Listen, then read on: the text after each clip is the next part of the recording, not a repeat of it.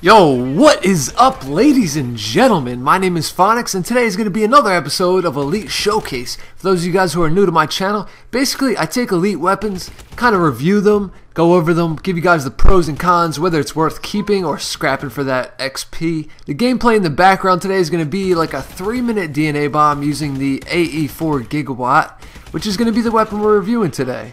I'll throw a picture up on screen right now so you guys can see all the stats on the weapon. Now the first thing I got to say about this weapon is the camo is unbelievably cool on this weapon. I feel like I'm almost shooting somebody with an electric guitar. I know that sounds crazy to say, but I don't know why. It just reminds me of like an electric guitar. I don't know. But anyway, as you guys know, this is a direct energy weapon, but it's an assault rifle. So the good thing about that is you don't need to use scavenger, you don't need to really reload, the weapon always has ammo. The bad thing about it though is it has 0 penetration, so if someone's like even slightly behind like a wall or anything like that, even if they're like behind like a piece of cardboard, you can't shoot through that wall. The weapon has 0 penetration.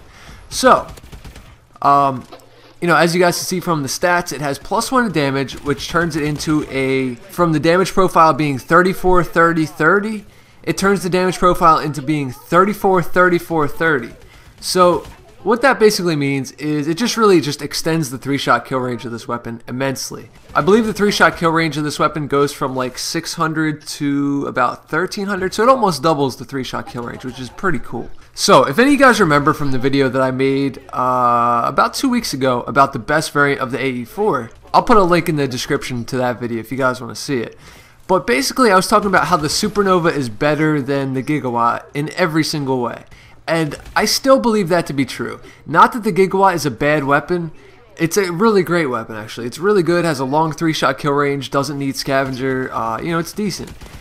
But the Supernova is better in every single way.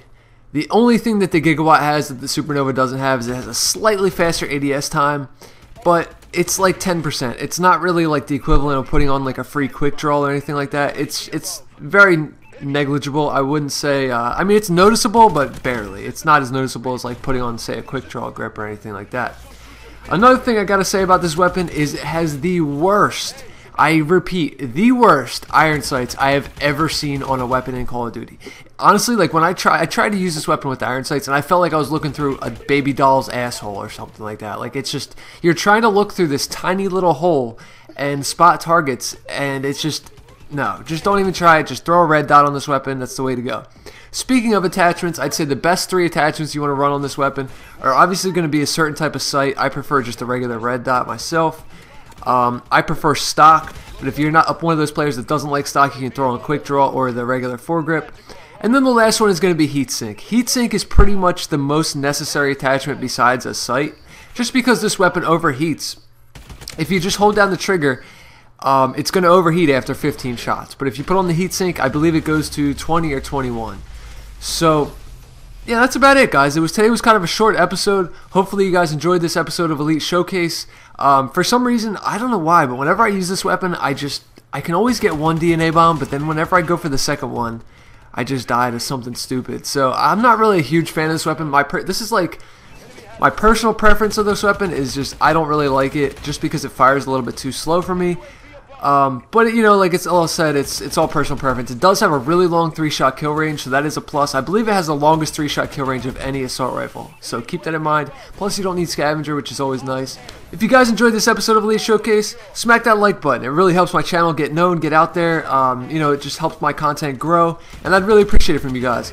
So my name is Phonics. I'm out. Have an awesome day. Peace, guys.